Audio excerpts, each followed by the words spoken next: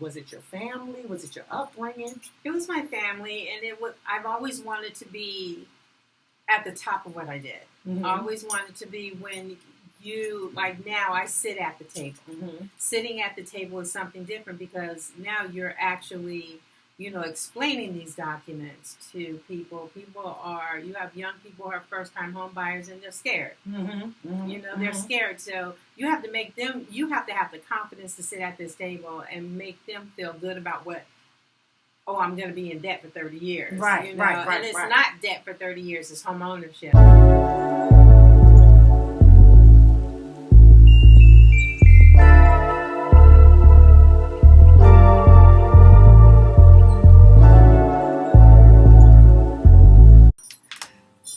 Well, hello there, Flawless family. It is I, Tiara Walker Holloway, and welcome to another episode of Flawless Living Made Simple.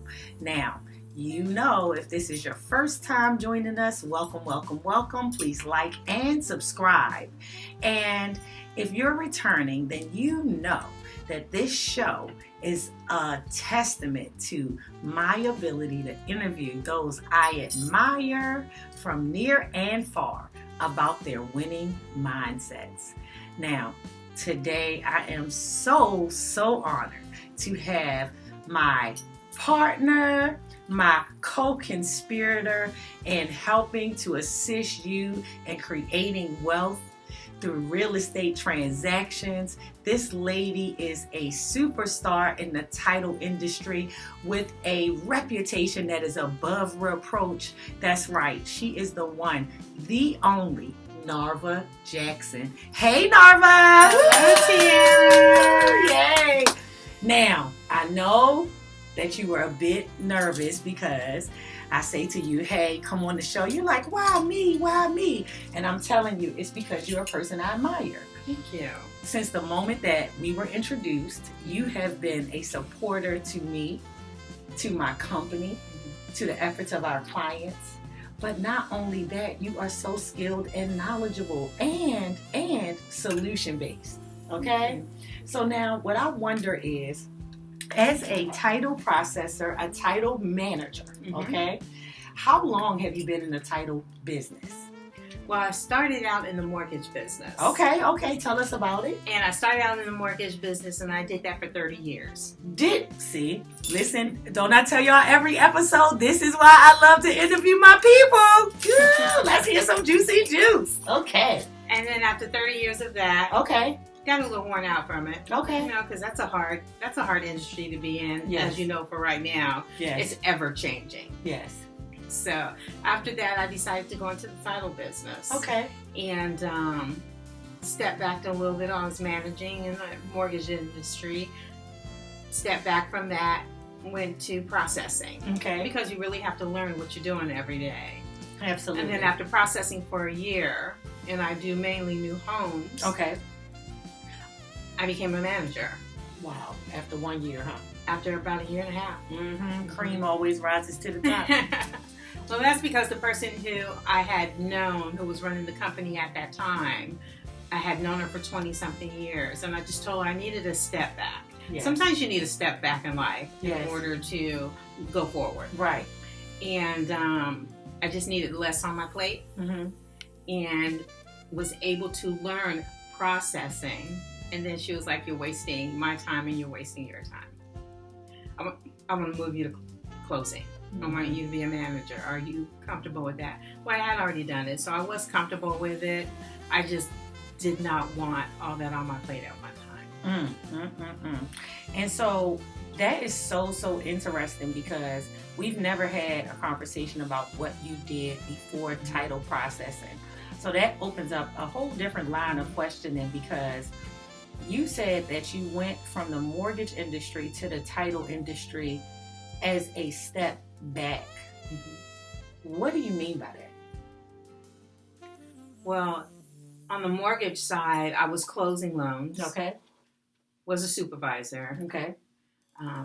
Always there to have to answer questions. Fill in where your processors, because there's processors on that side as well. Absolutely. Needed the help. Yes. stepping back would be me not so much dealing with everyone, just dealing with clients versus dealing with buyers, processors, agents, loan officers. So I needed that step back in order to just step back and get my head right, because I was getting burned out in what I was doing. And I loved what I was doing. And they say when you love what you do, you'll never work a day in your life. Absolutely. And so that leads me to ask then, when you took this step back, it had to be scary, because I know it had to be a significant difference in pay. Correct. I mean, for anyone that's watching, and we're going to talk more about what title processing is. So I'm definitely going to ask so that we can have our viewers to understand what it means about what you do. However, I know most people that are watching know a mortgage broker or a mortgage company loan officer, right? And so that is a job that is very similar in earnings to being a real estate agent almost. Correct. Because you can make unlimited income depending on how many people you help, like we talk about on the show all the time. The more people you help, the more you earn. So what allowed you to take the leap of faith to say, I'm going to choose me, I'm going to lessen my burden of helping others, even though you loved it, to take that step to get into title processing, because that's been over a decade. So what gave you the faith to be able to not just the faith, because we know where faith comes from, Correct. but the ability to take that leap of faith and say, you know what, I'm going to just slow it all down. My husband. Absolutely. My husband, my best friend, my ride or die for over 30 years. Absolutely. Saw that I was struggling. Yes. My mother had passed away. Okay. I'm so my sorry mother, for the loss of your mother. Thank you. My mother was a big part of my everyday. Even though she lived in California and I lived in Virginia, I spoke to her every day. When she passed, you would be surprised how much, if you're in the car driving and you spoke to her, now you're lost, because you know you're going home, but you're used to talking to that person on the phone. Right. So that big change made me do a change, because it was heavy on my heart and my head wasn't right. If your head's not right and you're trying to do a job, you can mess up. It's the equivalent of trying to pour from a half or an empty cup, right? So it's almost like, with that loss of your mother, who obviously was such a close person in your life, and I mean your everyday communicator and probably biggest supporter outside of your ride or die husband, right? Correct. I'm very certain about that. I know that had to be a heck of a shift. Yeah. So now, for you to have had that type of support is another of the things that we talk about often on the show, about how it is so important to have a supportive partner. Someone that can recognize your needs outside of the material, but the physical, the spiritual, and the mental too, all goes into kind of having a supportive partner, right? And if you don't have that, a lot of times you have to hold that up in yourself and surround yourself with good friends and good family and a good tribe to allow you to have that freedom and space to be who you need to be in that moment, right? Right. Absolutely. And for those who don't have it, I could not even imagine, because I have it and have had it for a long time. Yes, 30 years is a long time. It's a long time. It's a long time. And he keep a smile on your face, because you always stepping with a beautiful smile. Absolutely. That's a beautiful, beautiful thing.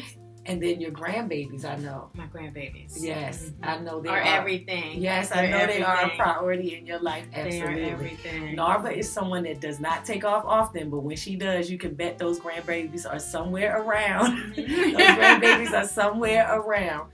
So now, for the audience that is watching, please tell them the process of what a title processor actually does as it relates to the closing of a real estate transaction. So a contract is sent to me. I get the contract open. Okay. Once we get it open, we then, if it is a buyer's transaction, we have to get title ordered. Okay. Title is where you have to make sure that it's going to be clear in order for that buyer to purchase that home. Absolutely. So then you work all the steps, you send it. If you're doing both sides, you do both sides. You deal with the seller as well as the buyer. Right. If you are only dealing with the buyer, you have to send that title commitment. Once that search comes in, your underwriter underwrites it, gives you what the requirements are, then you send that over to the seller's side. The seller have to work their requirements in order for a title to be clear for our buyer to purchase that home. Right, absolutely. And so for those of you that are watching and don't understand what title is the document in which you can transfer a property from one party to another. And so that's a reason why when you are purchasing or you are selling, there needs to be title ordered to ensure that there's nothing from the sellers that are remaining on the transaction to affect your now ownership as a buyer, and also for sellers to ensure that you're not carrying any debts or any liens over that can potentially catch up with you years later because it wasn't properly cleared in your next transaction, even as a seller. So with us saying that, Narva, are there any stories that you can share of, I'm talking about some huge challenges, and not necessarily, we know you cannot, for fiduciary purposes, we know you cannot tell direct stories of anyone's personal business. But what are some of the challenges, or what are some of the biggest challenges you ever faced in trying to get title cleared? Is it more of a timing thing? Yes, it can be a timing thing. The biggest situation that you can have is when a person buys a home, they have a lender. That lender sells that. They sell their loans. Yes. Okay. Not too many lenders hold. There's probably 5 banks that actually hold on to their loans. How they make their money is they sell those loans so that they can get more money. Well, once that loan is paid off, if they do not release that mortgage, that's the biggest thing. And that bank closes. I'm dealing with one right now from 2011. And the bank is closed as in out of business? They probably, opened up under another name. Okay. So now I'm trying to get that deed of trust that's on title, that's unreleased. I'm trying to find who it was sold to in order to get it released. And sometimes that takes a while. Wow. Okay. Sometimes that takes a while. And that's why it's really, really important that once that loan is closed and is paid off, that whoever is supposed to release that mortgage, because anything can happen. Right. And so do you consider that to be the actual consumer responsibility to follow up? I mean, like when you finally, because so many of us are working to completely pay off those mortgages. So once that mortgage is completely paid off, is that something that you suggest that a normal consumer, a normal homeowner, to just follow up on with the bank that they're with to ensure that that deed has been released? Yes. Okay. And that could take, even though you pay off your mortgage, it can take a good 45 to 60 days before that lender actually records that certificate of satisfaction. Okay. To release that mortgage. Okay. I think if you haven't seen something within 60 days, that you pick up the phone and you call that lender and say, hey, I have not received a copy of the recorded certificate of satisfaction from my released deed of trust that was paid off. Okay. So 60 days would be the standard amount of time. 60 days is the standard amount of time. Okay. All right. Well, that is fair. So once you pay off your mortgage, that notice of satisfaction, you should see it in about 60 days on average. And if you don't, then you do want to follow up with your current mortgage company, the mortgage company that you've now satisfied the full mortgage balance. You do want to follow up with them and get your notice of satisfaction so that the home is now actually titled to you. So that is extremely, extremely important. Now, another reason that I asked you to come on the show, Narva, is because I consider you such a wise woman. Why? And I do. Every time, there's been so many times that I've been able to speak to you about different circumstances that may not even be so much in your wheelhouse, even though now having this idea of you being in mortgages, I see that it is more in your wheelhouse than I thought. But you figure that it may not be completely in your wheelhouse, but you always have a good word to share. So now with you having this stellar career in 2 industries over the course of just over 30 years, right? 42. I wasn't going to see, she said it. She said it. Okay, so 42 years in business.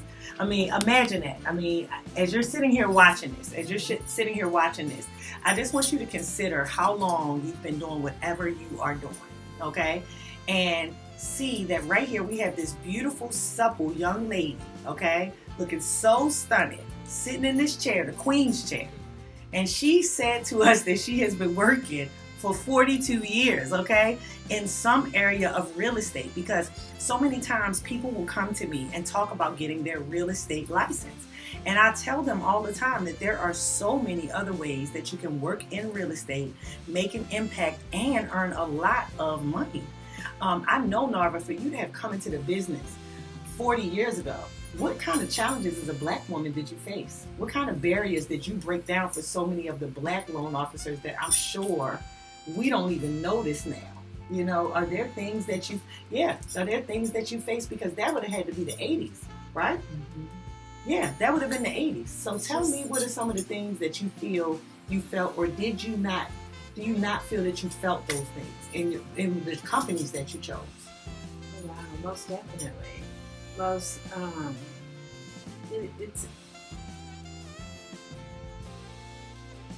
It's hard to talk about sometimes is because it's what we do. Sometimes people don't think we are as smart as we are, and it's a challenge. And you just have to stay really firm on I know what I'm talking about because I've been doing this for a really long time. But I could be wrong. But, you can always go check. That's how I have to deal with things, because then it becomes that she's a know-it-all. And it's not so much that you're a know-it-all, it's that you've been doing it for a long time. Right. When you've been doing it for a long time, you see a lot of things. Right. Right. Your challenges are... Being a black woman in this industry sometimes is hard. Mm-hmm. It's very hard because, you get challenged. Yeah, no. And that's why I wonder, is because, like now, at this point, you have the experience, you have the je ne sais quoi. Mm-hmm. But as a younger woman coming into the industry, how did you develop the fortitude to not only overcome the challenges that you knew were probably baited in race, right? Yes. And remain so corporate and classy. Mm-hmm. Now, the reason I ask questions like this is because I've never really been a corporate person. You know that. I went, from doing real estate, and I know that real estate is a profession and we are professional, but it's not a corporate environment depending on the company you choose, right? Correct. And so I haven't really had the corporate experience. However, I deal with a lot of people that are in corporate experiences. And so I just wonder, how were you able to develop that fortitude as such a young woman to get through and to have such a stellar career where, and this is why I know, see, you're being humble, but this is how I know it was a stellar career. Is because you seamlessly transitioned and people made a space for you. And people don't make space for people that are mediocre. People do not make space for people that just do the basics. Okay, they just don't. And I just know that as a person in business, is that people create space for people that they believe bring value and create value and bring good energy, right? Correct. So tell me, how were you able to develop that? I mean, what put it in you? Was it your family? Was it your upbringing? It was my family, and I've always wanted to be at the top of what I did. Mm-hmm. I always wanted to be when now I sit at the table. Mm-hmm. Sitting at the table is something different because now you're actually, explaining these documents to people. You have young people who are first-time home buyers and they're scared. Mm-hmm. Mm-hmm. They're scared. So you have to have the confidence to sit at this table and make them feel good about I'm going to be in debt for 30 years. Right, right. And it's not debt for 30 years, it's home ownership. Right. And I hear it all the time. Right. For 30 years, I'm going to owe somebody, but for 30 years, that's going to be your home. Right, absolutely. And then after you pay it off, it's going to still be your home. So absolutely. I always make people feel like it's not debt. Right. It's home ownership. Yes. I like what I do. So when you like what you do, you bring that to the table. Absolutely. You feel good about it. You're secure about it. You're secure about who you are every day. And that's kind of who I am, and I've lived it's sad to say, but I've always lived it. You're only as good as your last loan. And that speaks volumes, because if you mess up one, that's what everybody remembers. You could have done 100. Right. And they're only going to remember that one that you messed up. No, that's for sure. And you can lose business from that one that you mess up. Absolutely, absolutely. I mean, and I don't think that's necessarily sad to say, because I know from getting to know you over the past several years that you still do not let your career define you. Correct. So it's like one thing to, within your profession or your career, to say, I'm only as good as my last client served. I'm only as good as my last loan, my last win, and still be able to, at the end of the day, take off that hat, take off that dress, and put on your robe and be the familial mother, wife, grandma, and all those things, that define the remainder of your life. I do know that at this point, me having met you, that I see that you are invested in your career. I am. But I'm pretty sure that it's not at the pace that it would have been had I met you 20 years ago. No, but I still take it home with me. Do you? Yes. I still take it, and that's one of my faults. That sometimes I just can't walk away. Right, okay. And you know that. You call me on a Saturday. Okay, yeah. You call me on a Sunday. And that's the service that I give. Right.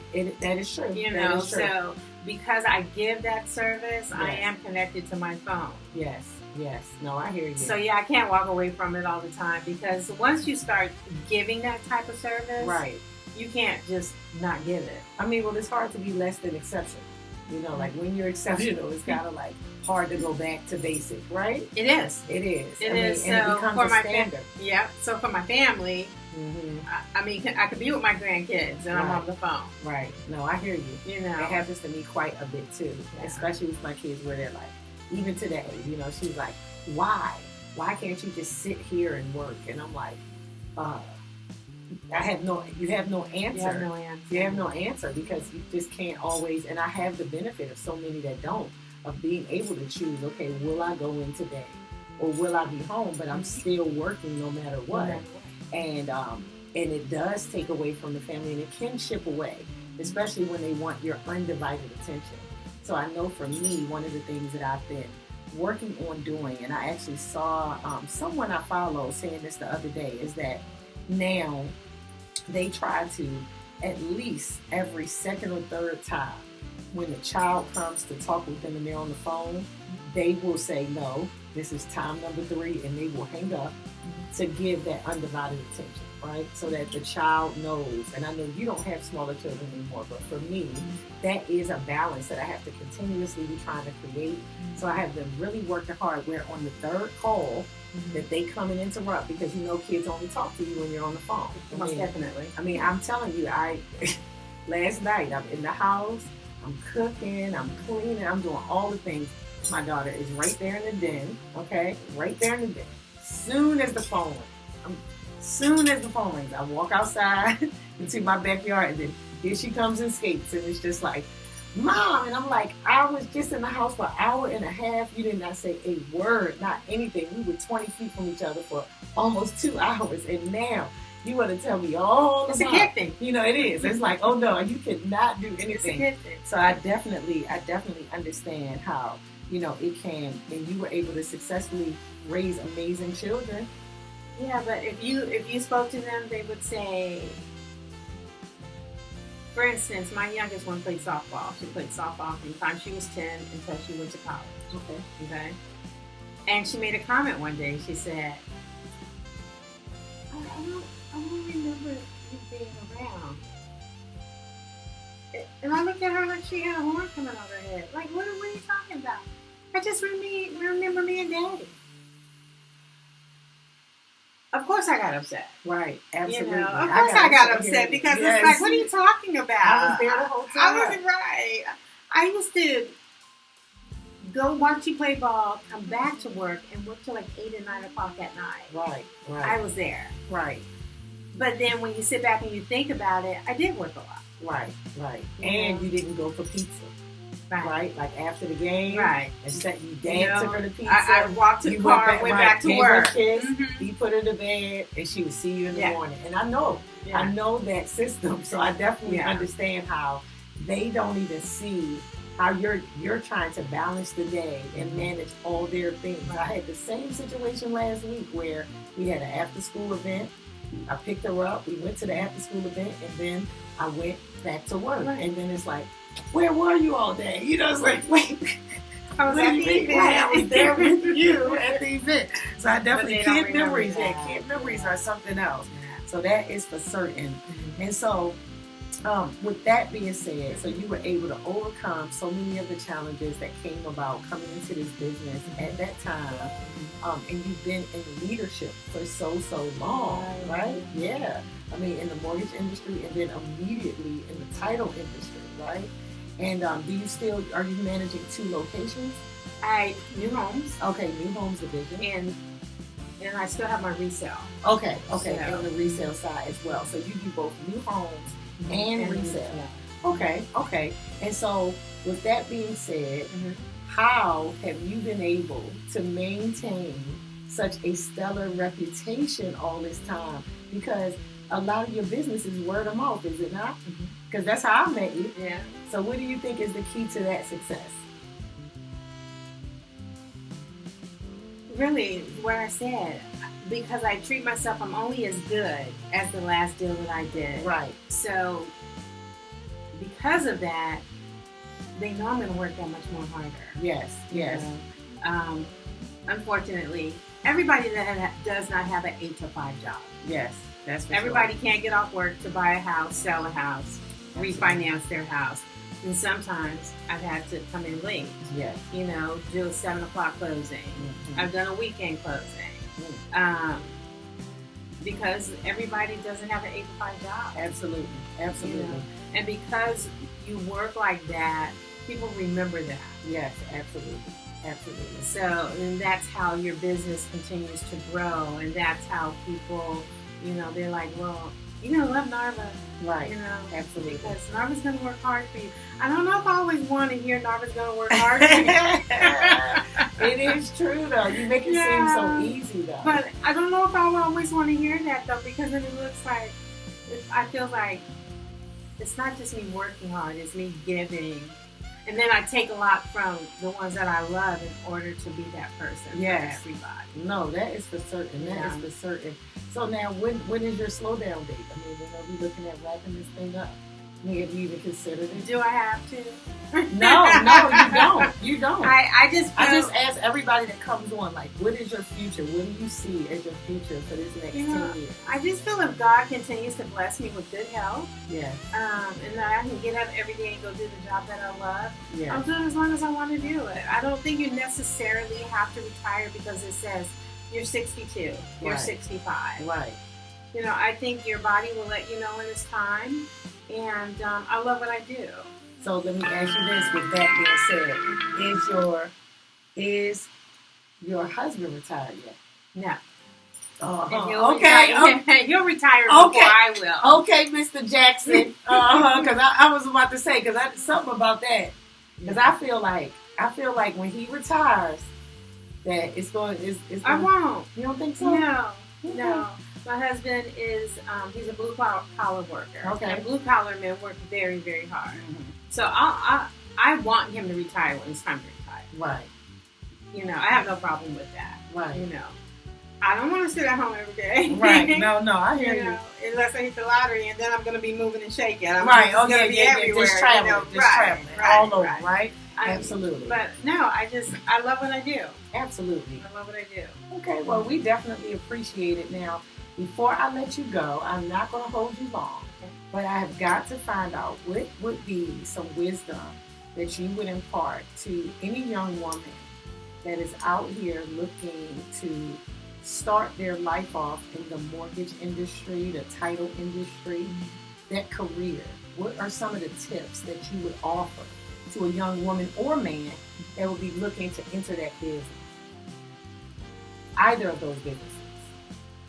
Make sure that you make time for yourself. Absolutely. Because that's the one thing that I haven't done over the years. Okay.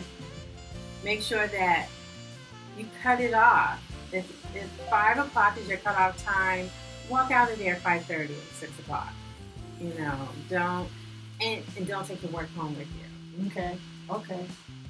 All right. Because then you never step away from your job. Okay. And then you can't be that person that you want to be for everyone because you're tired at that point. Right. No, So, absolutely. This is an awesome industry to be in. If you choose mortgage, if you choose title, banking in itself, it's an awesome industry. You know, some people go to college. College is not for everybody. Right. You know, military's not for everybody. Right.